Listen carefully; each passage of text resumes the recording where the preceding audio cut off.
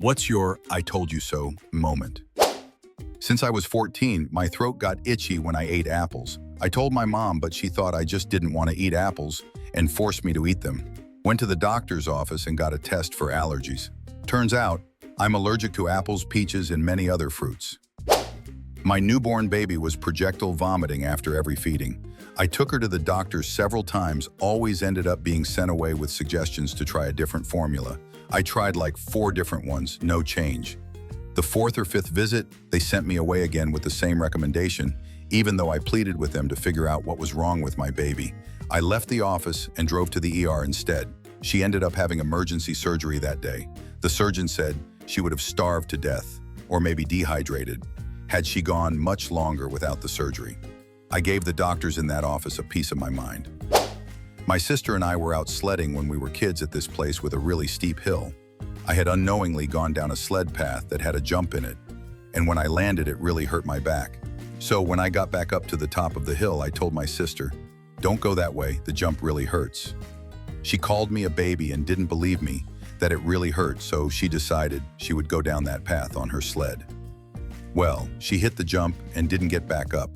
Turns out she fell so hard she had broken her leg. When we finally got her back up the hill and to the car, I got to tell her, "I told you so." Lawyer here. Fired a partner who I found some real irregularities in their spending habits versus what they were making after he couldn't provide a good answer to where it came from. Other partner left and started a new firm with them because they disagreed with my decision and refused to look at the evidence. Turns out he stole $500K of a client's money, got disbarred, and is now facing prison time. I told her to look at the evidence, and she didn't listen. I work at a US Navy shipyard. My worst "I told you so" moment was when a submarine had multiple issues with sanitation collection tanks and the piping that led from the showers and toilets to the sanitation collection tanks.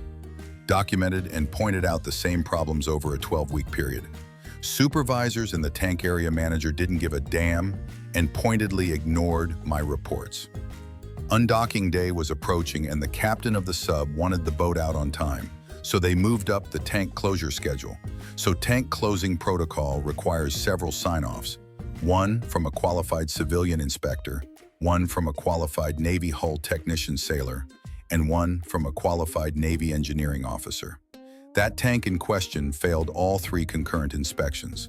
Undocking got pushed back by 30 days until all problems found were corrected.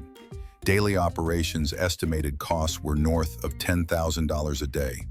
Factor in the mandatory overtime and rework required, and we were looking at maybe triple the daily cost. This is just people's pay.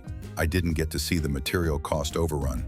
But I know for a fact that a lot of the materials got shipped in or fabricated in-house overnight.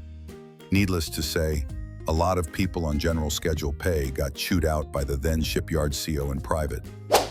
Was picking beans with my sister and mom. To this day, I still don't know why the fence was electric, but it was. I touched it and I got zapped.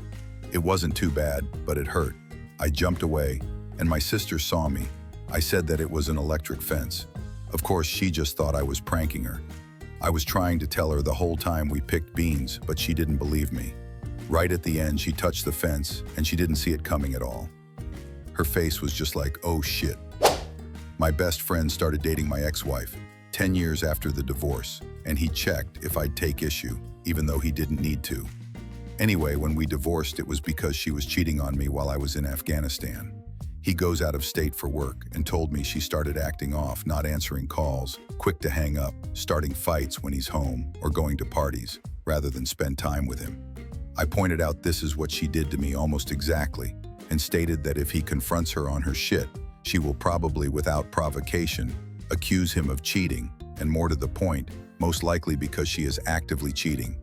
Cue 30-minute monologue of how she's grown up, and she's not that person now. She's just used to not having to answer to others or having a real relationship in year.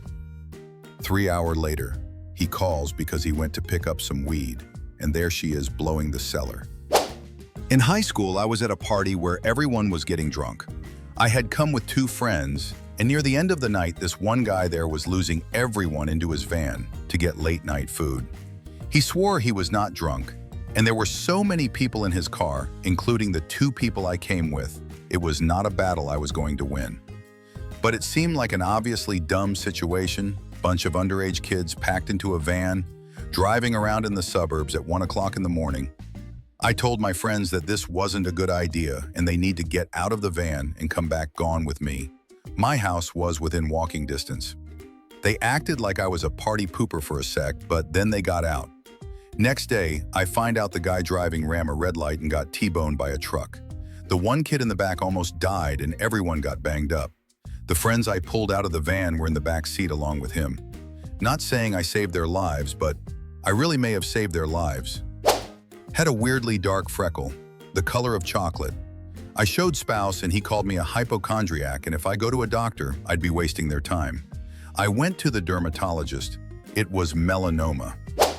Someone started talking about a bottle of Newman's Own salad dressing while at dinner with my family, and I said something like, "I'm pretty sure that was started by the actor race car driver Paul Newman," to which one of my siblings replied, "No, it was someone else."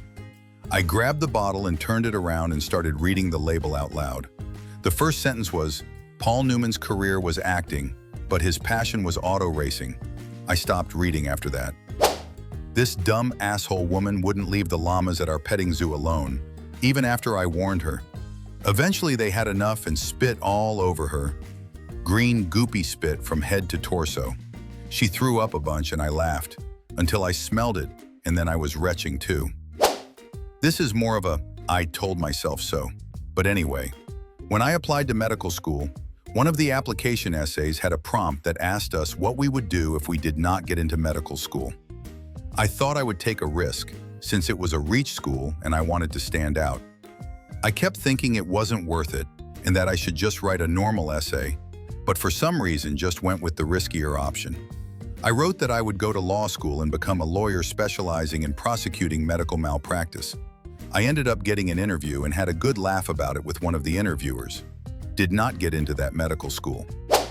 Helping a former friend do some renovations in a house he had just purchased.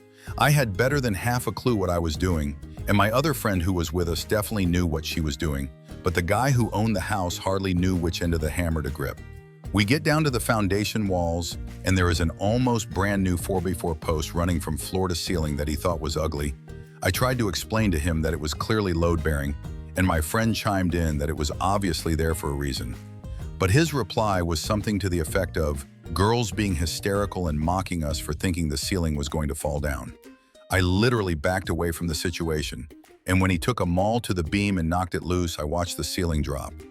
He still thought I was overreacting until we got upstairs and saw the 3-inch gap between the floor and baseboards along the front wall of the house.